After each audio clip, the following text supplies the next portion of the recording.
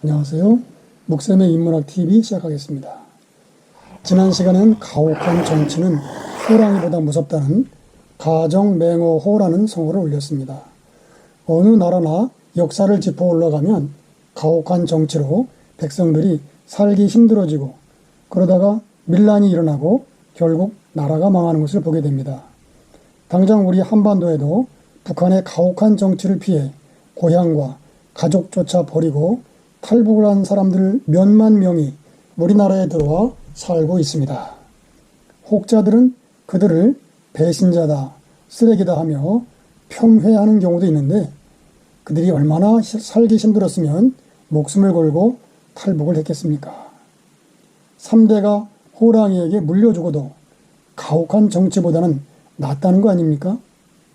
자, 우리나라 조선도 그런 시기가 있었습니다. 우리나라 국사를 배우면 반드시 듣게 되는 말이 삼정의 문란이요, 백골징포, 그리고 황구첨정이라는 어려운 한자어들입니다. 저는 이번 기회에 백골징포라는 성어를 통해 조선 후기의 역사의 한 단면을 들여다보고자 합니다. 그럼 먼저 백골징포의 유래로 들어가 볼까요? 임진왜란이 끝나고 조선의 강토는 그야말로 처참하기 그지없었습니다. 그 당시 사회의 난맥상을 알려주는 말이 바로 삼정의 문란이라는 말입니다.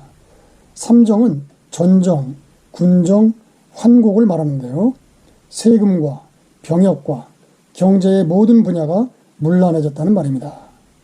강토는 피폐해졌는데 세금은 더 거두어야겠고 그 와중에 하급 관리들은 착복을 해야 했으니 없는 땅에도 세금을 물리고 결국 힘없는 농민들과 소장농들만 엄청난 세금 부담에 시달려야 했던 것이 전정의 문란입니다. 또 지금도 불법으로 병역을 피하려는 시도가 늘 있는데요. 그 당시는 오죽했겠습니까? 힘 있는 자들은 갖은 핑계로 병역을 벗어나고 힘없는 백성들만 병역에 나가거나 나가지 않는 대신에 군포를 내고 있는데 여기에도 갖가지 비리가 발생해서 오늘의 주제 백골징포가 등장합니다. 백골은 죽은 사람을 의미하는데 죽은 자에게도 군포를 걷어간다는 말이고 황구첨정에서 황구는 어린아이를 의미하는데 어린아이에도 군적에 올려 세금을 걷어가는 세상이 되었습니다. 환곡은 봄철에 곡식을 빌려주면 종자도 하고 양식으로 삼았다가 가을에 추수를 하면 적정한 이자를 붙여서 갚는 제도였는데 이게 관리들이 분탕질을 쳐서 고리대금업자가 되어버렸던 것입니다. 이때의 상황을 잘 대변해주는 칠원율시가 있어서 소개해드립니다. 농가탄, 농가의 탄식, 정례교, 백골지징 하참독, 백골에까지 세금을 거두니 얼마나 참혹하고 혹독한가. 동린 일족 횡리액, 한마을 일가족이 횡액을 당하느나. 그 당시 동리 사람이 도망을 가거나 세금을 못 내면 온 동네에 연대 책임을 물렸다고 합니다. 편달, 조모, 엄과독, 아침 저녁으로 채찍질하며 닥달을 해대니 전촌, 준익, 후촌곡, 앞마을에선 탈하나 숨고 뒷마을에선 통곡하네. 개구, 매진, 삼부족, 닭과 개를 다 팔아도 빌린 돈 갚기에 모자라거늘 한리, 색전, 전하득, 포악한 관리들이 돈을 수색하나 돈을 어디서 구하랴. 부자, 형제, 불상보, 부자와 형제가 서로 지켜주지 못하고 피골, 반사, 취, 동옥, 살과 뼈가 맞붙어 반쯤 죽은 채로 차가운 감옥으로 끌려가는구나. 한편 다산 정약용은 목민심서에서 애절량이라는 시를 지어 당시 군정의 어떠함을 잘 나타내주고 있습니다. 시가 7원 29로 비교적 길지만 한번 공부할 가치가 있다고 여겨 전문을 공부해 보려고 합니다. 애절량, 정약용. 애절량이란 말은 남자의 성기를 자른 것을 슬퍼한다는 말입니다. 여기서 볕 양자는 약물, 즉 남자의 성기를 이르는 말입니다. 노전 소부 곡성장 갈반마을 철분한악 통곡소리 길도다. 노전은 강진의 고을 이름이라고 합니다. 곡향 현문 호궁창 관할 향해 슬피 울다 하늘에 부르짖네. 부정 불복 상가유. 남정네가 전쟁에 나갔다가 돌아오지 못하는 수는 있어도 자고 미문 남절량. 자고로 남자가 약물을 잘랐단 말을 못 들어보았다네. 구상 2호 아미조. 시합이 상복 이미 벗고 태어난 아기는 배냇물도 마르지 않았는데 3대 명첨 제군보. 3대의 이름이 다 군보에 실리다니.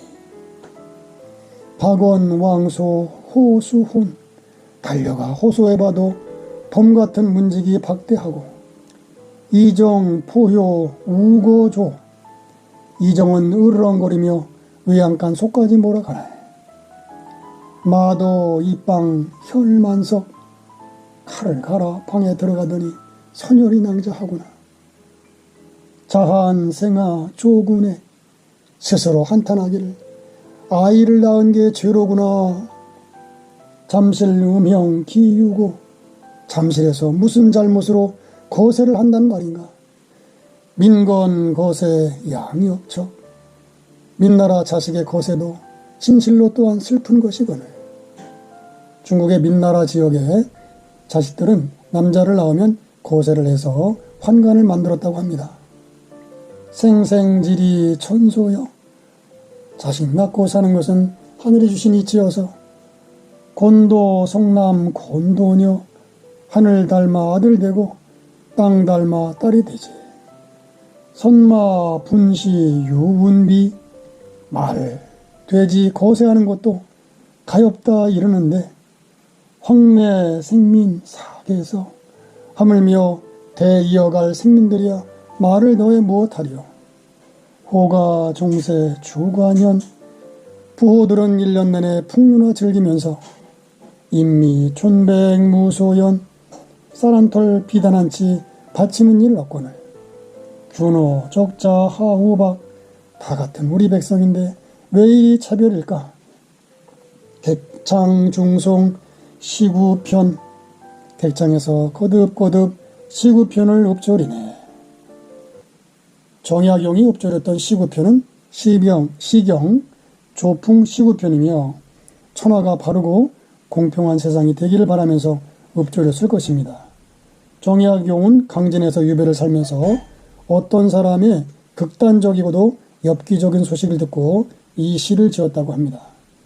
어린 아기만 낳아도 이름을 올려 세금을 걷어가고 죽은 시아버지의 이름도 올려 세금을 걷어가는 모습이 나옵니다. 오죽이나 힘들었으면 남자가 스스로 거세를 하는 일이 생겼을까요?